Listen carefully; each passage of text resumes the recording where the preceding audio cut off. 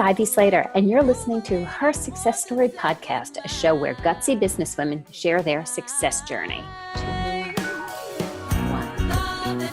Hi, it's Ivy Slater, and welcome to this episode of Her Success Story. It has been thrilling to do a series on nonprofits for the holidays. We did this last year, and I see us doing it again.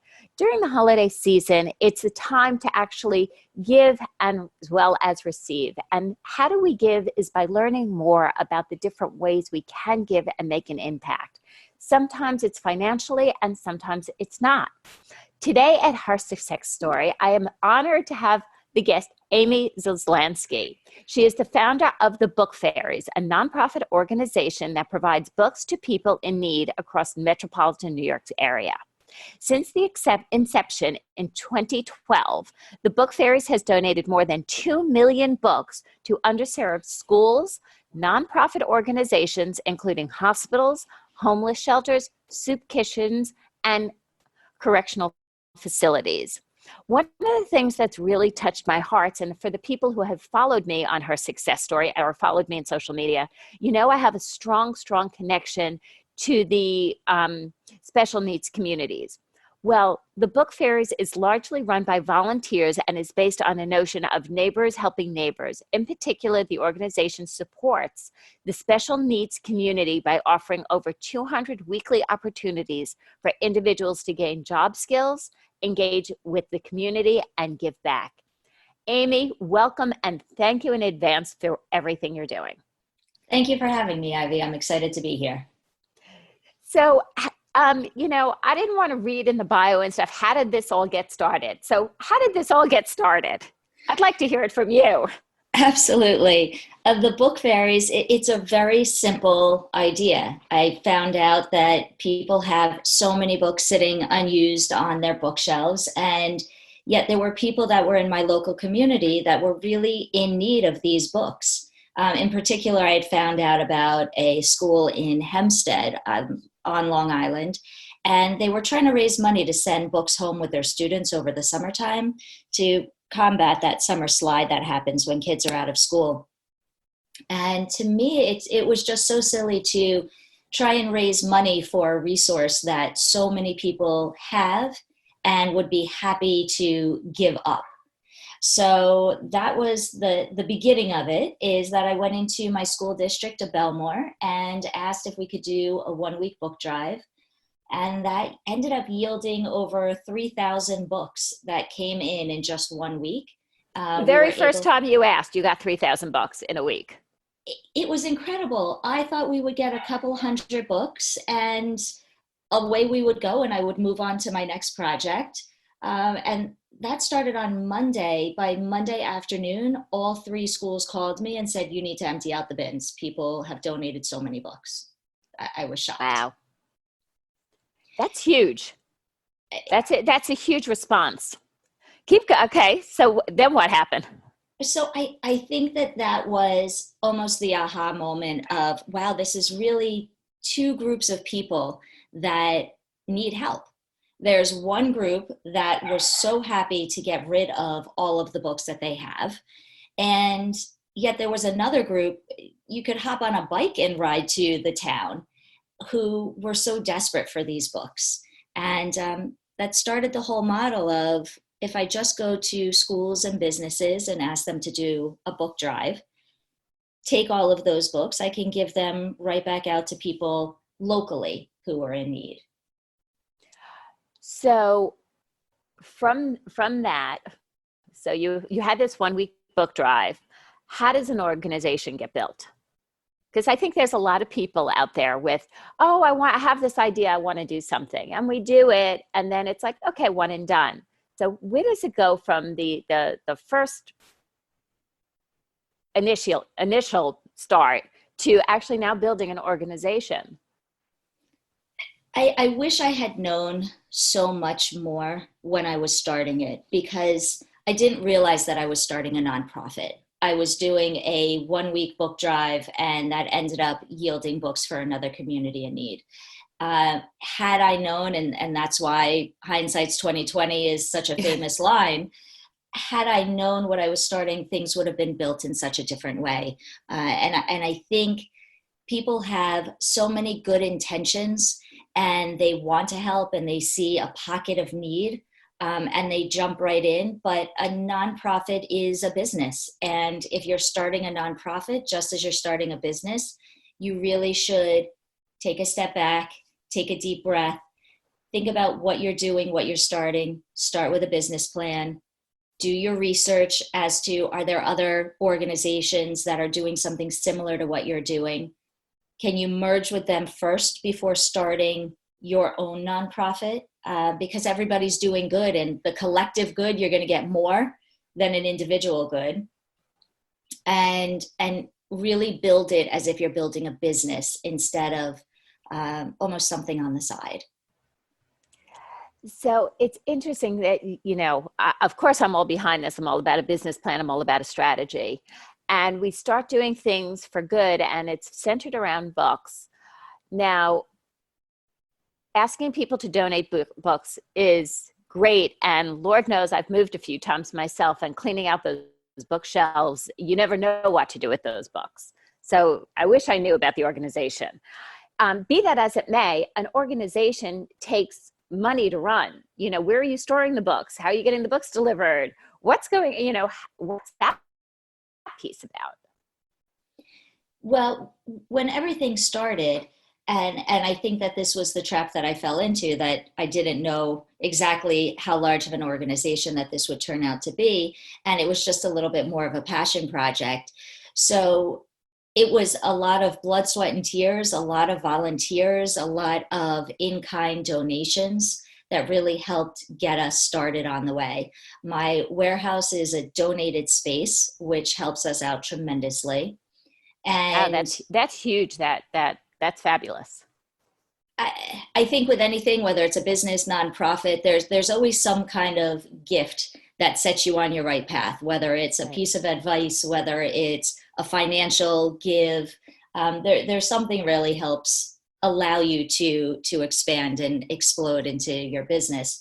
So for us, being able to have this space where I could have volunteers come in instead of coming into my garage, and that was really how we got started, is by having the space where I could have a large amount of books coming in. We're now at the point 7 years later where we have 200 to 300 boxes a week of books that come in. And you need a large army of volunteers to sort and check every book for age and condition before it goes back out again, because it really is all about quality when it comes down to it. And a lot of support comes from the community as you're getting started, whether it's the donation of books, the special needs community who helps with all of our pickups and deliveries, and onto the corporations, which is the larger piece, who was able to supply the financial support. So out of what is this, about 8 years? Right. How many books have you collected and donated? So I'm going to go with donated because that's the amount that we track. Fair. We have donated over 2 million books in 8 years. It took 5 years to hit the first million. It took just under 2 years to hit the second million. And we really, if we continue to on this path, we should be easily doing, right now we're 500,000 books a year, so it should be 750,000, and then eventually up to the 1 million books a year processed and donated back out. So where do you see the greatest need? Who wants the books these days? Where's that drive from? The places that we donate to, we give to schools where 50% or more kids are on free or reduced lunch. And we support several hundred nonprofits, both on Long Island and New York City. What we are is we're really a book clearinghouse. We know that there are so many other organizations that are already teaching literacy. And so our goal, our mission, when you start talking about nonprofits, you have to talk about mission and mission drift and kind of veering off path. We really have one straight mission, which is pushing out as many books as possible into the communities in need. So like you had mentioned, besides the schools, we're in the homeless shelters. We have bookshelves in every soup kitchen. We're working with foster care. We are in the correctional facilities, the court system.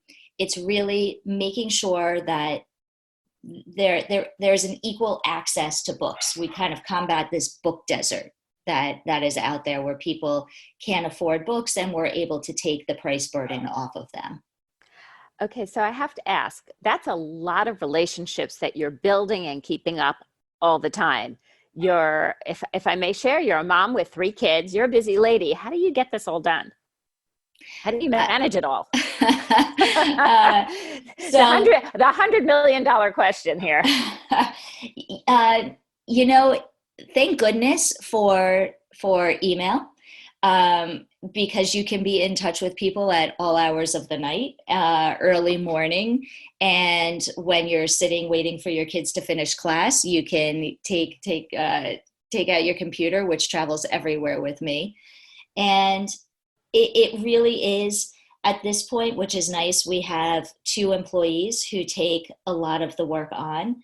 But like you said, it is talking to every person that you pass by. So even when you're sitting there in the waiting room for your kids to finish their lessons, it's talking to the person next to you, because you don't know if they have books that they need to donate. You don't know if they know someone who is in need of those books, or maybe somebody they know has a family foundation that's looking to support a local organization. So much of it, from what you're talking about with the relationship building, I didn't see the Book Fairies take off until I started building those relationships. And that's, we always say relationships are the golden ticket to success. And it doesn't matter, we're not always talking business. And it is just talking to the person sitting next to you, waiting to pick up from if it's, for my parents, it was a dance lesson for me. My kids, it might have been a swimming class or a sporting event, absolutely. And that's so much. And I admire so much of the reach you have achieved for the Book Fairies.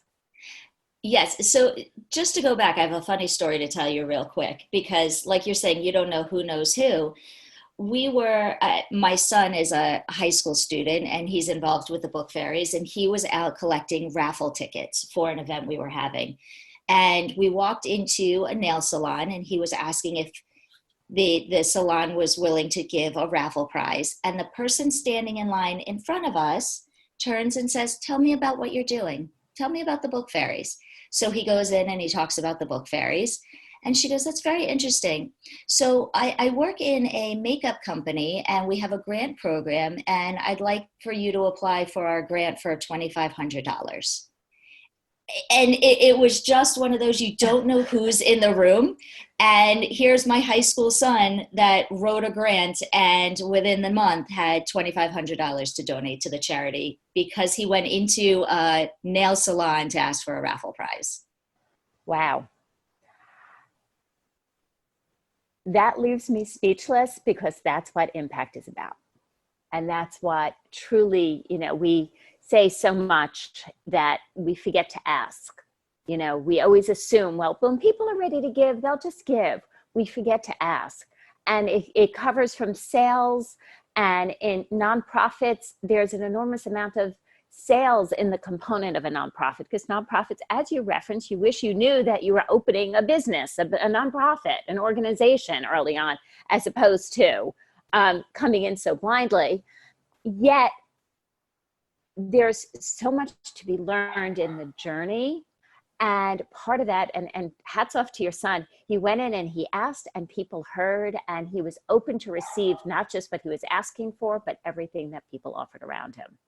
Yes. Well, the famous line is, what's the number one reason why people don't give? They've never been asked. They've never been asked.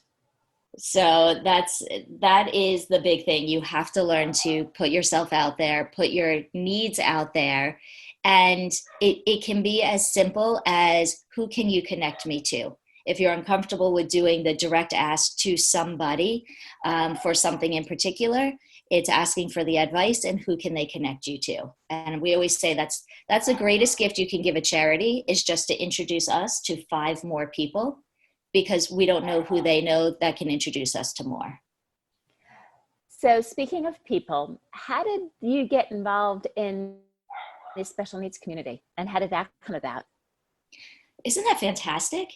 That one still catches me, because it was nothing that we had set out to do. I was by myself sorting books in a warehouse, and I needed help.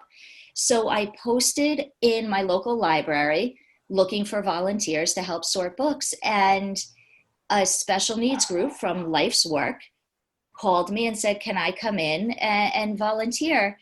Now, my background is an occupational therapist, so it fit in nicely. And I said, oh, that would be really nice. That's something that I can do to help support the special needs community. So they came in, and so quickly I realized the power and the potential that this community has to offer to nonprofits, to the business world. And excuse me, within a very short period of time, the special needs community became the backbone of the Book Fairies. Like you said, we offer hundreds of opportunities for the special needs to be involved. They handle all of our pickups and deliveries across from the Hamptons all the way out to Queens. They're in our warehouse working, building job skill development, communicating with a supervisor, time management. So something that I thought this would be nice, I can help them out and give them something to do, has turned into this symbiotic relationship where the Book Fairies could not exist at this point without our relationship to the special needs community. That's a beautiful. People who've listened to this podcast and are regular listeners out there, you don't hear me speechless all that often. I have to say, and I own it during this interview, Amy, you're touching my heart. You're touching something so deep in me, because it's one thing, the nonprofit of the Book Fairies is touching communities on so many levels. The reach from the sorting of the books, the giving of books from various places, the raising of the money, and then where the ripple effect is in the receiving of the books, and how many levels you're touching people is an amazing organization you have founded. Thank you. I appreciate that. We work very hard, and it's so much more than just giving out the books. It's so much more than saying 2 million books have given out. It's the impact of those books. It's kids' reading levels increasing. It's behaviors decreasing because now they're engaged in school. It's passion and imagination that's been ignited, and books change people's lives. It all begins with a book, and you just don't have that opportunity if you don't have access. So our goal of blanketing these high need communities with the books that they need to succeed, it's exciting for the impact that we're having just locally in our community. Where do you see the Book Fairies going? That is the big question. Really what I would enjoy and just be tickled about is having us continue to grow locally. I know that I keep mentioning it, but that was the way that I was raised, is you make sure that your community is supported before you do anything else. So once we have that broader base established where we're really supplying all of the book needs to these high need communities, there are different ideas that I have percolating about how we can take this model and branch it out nationally, of just harnessing the power that's sitting unused on other people's bookcases and making sure that it's going out to hitting those local communities. So we have local people helping local people. Fabulous. Any tips or advice for people saying, hey, I would love to one day start a nonprofit. I'd love to make a difference. What would it look like? How can I do this? Your story is I fell into it, but then the difference is you fell into it and you ran with it as opposed to fell into it and was one and done? Yes, I have a number of different pieces of advice. My largest piece is do not reinvent the wheel. Whatever you are planning on doing either has already been done. Look to see how it was done. Maybe you have ways to do it better. Maybe the way that they have is better than you were thinking and you can incorporate it into your idea. Talk to other people all across nationally, internationally, who are doing something similar to you. It may not be exactly what you're doing, but there's some form of it that's already out there. Find out where their pitfalls were, where their successes were. And the second largest piece is find mentors. I am surrounded by many different kinds of mentors who help me in all different areas, and find people you connect with. Let them know that you view them as your mentor and reach out to them when you need advice. There's so many people out there looking to help other individuals who are in the situation they used to be in. Fabulous. So how can our listeners learn more about the Book Fairy? And for the listeners in the New York area, or so I'm going to put this out twofold. It's for the listeners locally in the New York area who want to actually get involved locally in the Book Fairy. To the listeners not in the New York area and say, wow, Amy, I'd love to do what you did. I want to learn more from you. Right. Well, you can always find us online at thebookfairies.org. Definitely shoot me an email, amy@thebookfairies.org. I'd love to connect and talk with you. And anyone that is looking to give locally, we have so many volunteer opportunities as well. We're located in Freeport, Long Island. Individuals, we have a number of people that will send us books. What I always recommend is find homeless shelters or soup kitchens in your area that could use your books first and support your local communities. And stay in touch with us because good things are coming around the corner, and we'd love for everyone to be a part of it. And the best way for them to stay in touch with you is at your website? Right, thebookfairies.org. And you can always reach out, phone number 516-557-6645. So if you have books, other area people and organizations in need for your local community, we urge you to take action. Absolutely. It all starts with a book, and you can be a difference. So Amy, thanks for joining us at Her Success Story today. I was happy to be here. Thank you, Ivy. Listeners, stay tuned. We have a lot more wonderful episodes coming up, kicking off 2020 in a big way. Really exciting. And till next time, thank you for joining us here today.